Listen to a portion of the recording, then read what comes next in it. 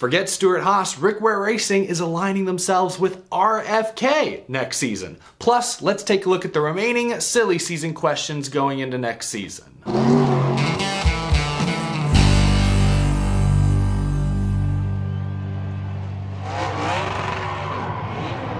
How's it going, y'all? My name is Eric. Welcome to Out of the Groove. I hope you're doing well. In my last video, I said that most teams have finalized their plans for 2023. Most drivers know where they'll be racing next season. And while that is true, there are still some high-profile seats at Gibbs Racing, Row Motorsports, and high-profile drivers like Hailie Deegan who have not confirmed their 2023 plans just yet. So we're going to talk about that today. First, some breaking news this morning reported by RacinBoys.com. Lee Spencer. Rick Ware Racing is forming a technical alliance with Roush Fenway Keselowski. As part of this new alliance, Rick Ware Racing will actually lease space at Roush's Concord, North Carolina campus. RFK's alliance with Front Row will continue as well. They lease pit crews to Front Row Motorsports. But now they have roommates. They have a new technical alliance with Rick Ware Racing. This is a bit surprising considering about a year ago, Rick Ware Racing announced they had an alliance with Stewart-Haas. That apparently lasted about a year. 2022 was also the first year that Rick Ware Racing began using Roush Yates engines. They were truly integrated into the Ford NASCAR family. Now they're taking things a step forward, joining one of Ford's go-to guys, Jack Roush, RFK. This is pretty big news. Not because I think Rick Ware Racing is suddenly going to become, a top 20 or playoff contending organization by any means. And I'm not entirely sure this is going to help out RFK a whole lot in the near future, but this does grow their operation somewhat. This extends RFK's reach. Brad Keselowski said multiple times this year, I think even at Phoenix just a few weeks ago, that his goal, now that he's a co-owner at RFK, is to one day build up Roush's NASCAR Cup Series program so they can become a 4-car team once more, contending for wins, contending for championships. Fostering these relationships with Front Row, now Rick Ware Racing, Roush's reach is once again quite large. I do think it's fair to worry if RFK is spreading themselves too thin too quickly. Neither of their cars made the playoffs this season. Brad Keselowski, I think, had a very disappointing year. Chris Buescher did win at Bristol. That was very impressive. That was the highlight by far. But while teams like RCR, 2311, I think clearly took at least small steps forward, RFK still kind of seemed to be flat. Ryan Newman did make the playoffs just 3 years ago in one of those cars. So hopefully this partnership with Rick Ware Racing is great for both parties. I'm a longtime Roush fan. I want to see Roush rise to prominence once more. I hope this is a step in that direction. Now, we're talking all about Ford teams, and that transitions nicely into our next topic. Let's talk silly season for a few moments. What teams, what drivers have not yet announced their plans for next year? There are a few high-profile names, beginning with Ford development driver Hailie Deegan. I doubt this Roush-Rick Ware Racing alliance affects her plans in any significant way, but she is a Ford driver who does not have many Ford options in the Xfinity Series next year. Originally, Deegan was linked to Stewart-Haas Racing, but now SHR has confirmed that Riley Herbst and Cole Custer will be their 2 full-time drivers. I don't see them adding a 3rd Xfinity car. Deegan did make her Xfinity debut a couple months ago at Las Vegas driving for SS Greenlight, but that was an SHR-backed effort. She could race the 07 car full-time or maybe the 08. Those are, I guess, 2 options, both under that same SS Greenlight umbrella. BJ McLeod's team has worked with SHR and Ford in the past, but the only other option is Ryan Sieg, the 38 or the 39, but I don't know. I don't see that happening. So Deegan's Ford options in the NASCAR Xfinity Series unfortunately are quite limited. I know some of y'all are probably screaming at your phones or computer screens or your TVs right now, what has Hailie Deegan done to deserve an Xfinity ride? And that is a fair point.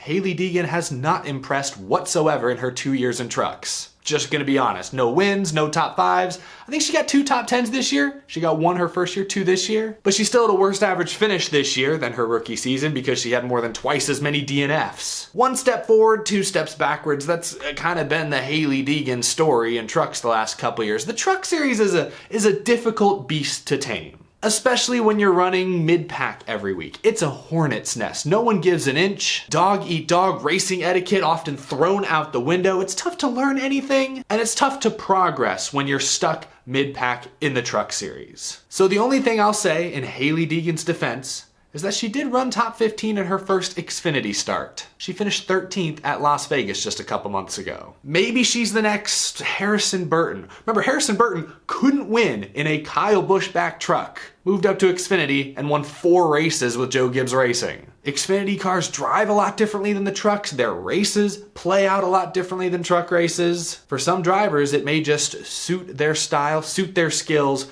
better. I'd give her a fairly short leash, but 1 year in Xfinity, I don't think is too much to ask. One more chance for her to show us something, anything special. We haven't seen special from Hailie Deegan since her K&N West days when she nabbed a few wins in dramatic fashion. It's been a while since Deegan has showed us special, but I believe there's still something in there. There's something there. Give her 1 year in Xfinity, hopefully in a good car. I'm not sure where that good car will be though. It sounds like SHR is unlikely. Maybe SS Greenlight, which will likely have some SHR support behind it. But we're now nearly in December and not a whole lot of rumblings, not a whole lot of movement it seems, so we'll have to wait and see. Next team I want to talk about is Front Row Motorsports. Front Row is notorious for waiting until the very last minute to announce their upcoming season's plans. Last week they announced a new crew chief for the 34 team. Travis Peterson is coming over from RFK. Seth Barber, who was the 38 team's crew chief this season, will now be the team's technical director. A replacement crew chief is still TBA. Ryan Burgunty, who was the 34 car chief, has been promoted to performance director. So they are making a lot of moves.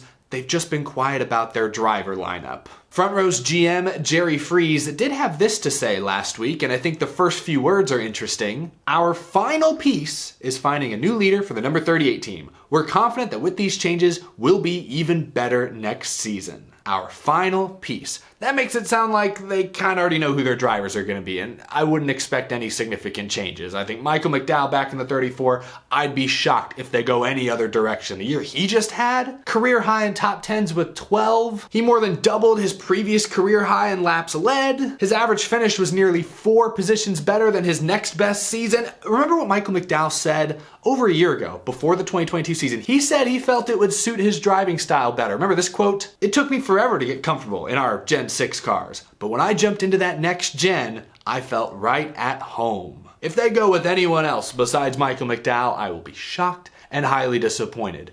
That 38 car, a little more interesting. That car has seen 4 different drivers the past 4 years. David Reagan, John Hunter Nemechek, Anthony Alfredo, and the latest is Todd Gilliland. Gilliland had a couple of top 10s this year, actually nabbed a top 5 at the Indy Road Course. Finished 28th in points, ahead of fellow rookie Harrison Burton, who's driving the 21 car. So he had a pretty good season. I'll be surprised if they let Todd Gilliland go. The only driver I could even potentially see replacing him would be Zane Smith, who just won the Truck Series Championship and is under contract with Front Row. But Zane's already announced he's doing another full-time year in trucks, gonna make a handful of Cup Series starts next year, but it doesn't sound like he's going full-time Cup next year. I don't think that's in the cards.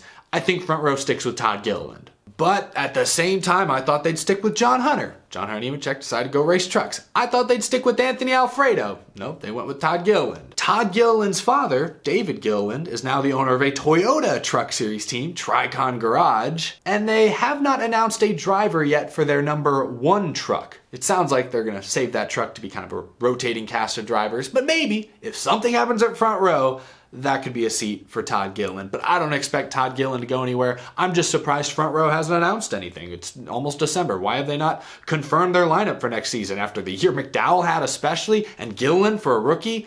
Feels like it should have been easy. Just sign the paper, make the announcement, bada bing, bada boom. Have a wonderful Christmas and a happy New Year. But no, here we are still waiting in suspense for final word on Front Row's 2023 driver lineup. Just wanted to touch base on that. There's one more team though, a heavy hitter in the NASCAR Xfinity Series that has not made any announcements regarding 2023, and they have at least several holes to fill. And that team is Joe Gibbs Racing, with Brandon Jones leaving for Junior Motorsports, Chandler Smith, Truck Series driver, leaving for Colleague in Xfinity, and Ty Gibbs, the defending Xfinity champion, moving up to Cup. Joe Gibbs Racing currently has 0 Xfinity Series drivers under contract. 18, 19, and I guess presumably the 54, all without drivers for next season. So what are they going to do? I thought Chandler Smith would get an Xfinity ride, but he left for Chevy. Corey Heim, another Truck Series driver I thought may be a candidate, he's announced he's going full-time truck racing for Tricon Garage. We haven't heard much about JGR's plans the last couple weeks, but there was this tweet from Bob Pockris at Fox Sports on November 15th. He wrote, "I would think at least 3 Xfinity cars for JGR next year, but nothing has been announced. Sammy Smith and John Hunter Nemechek would be the top candidates for full-time rides, and then a third car with a variety of drivers, TBD." Sammy Smith and John Hunter Nemechek, neither name is particularly surprising. Sammy Smith made a handful of Xfinity starts this year, and John Hunter Nemechek, great in trucks the last 2 years. He has a full year of Cup experience already under his belt. He would be a reasonable candidate as well. But nothing has yet been announced. I imagine sponsorship is going to be very important to Joe Gibbs Racing, considering Brandon Jones just left and took all that Menards money with him. Monster Energy, I imagine, will follow Ty Gibbs to Cup. So good luck piecing together a full schedule for at least 2 full-time drivers. I don't know. Sammy Smith had the Pilot colors on his car multiple times this year, so I imagine they could be a major partner. But details remain to be seen. Who do you think Joe Gibbs Racing should tap for those 2 Xfinity seats? If John Hunter Nemechek goes full-time Xfinity Racing, does he become the championship favorite? Or are you still leaning towards Cole Custer, Josh Berry, Austin Hill, Daniel Hemrick, etc.? Let me know down in the comment section below. But there you go, a little mid-off-season, silly season update. And also some breaking news out of Rick Ware Racing, making some headlines in November. How about that? But that's gonna do it for this episode. Thank you all so much for watching. If you're new to the channel, if you're new to the show, hit that subscribe button down below. Actually, I think it's over on that side, so you don't miss any upcoming uploads. And also a big thank you to my Patreon supporters for your continued support all year long. I will be back again soon. I hope you all have a fantastic rest of your day. Take it easy, y'all.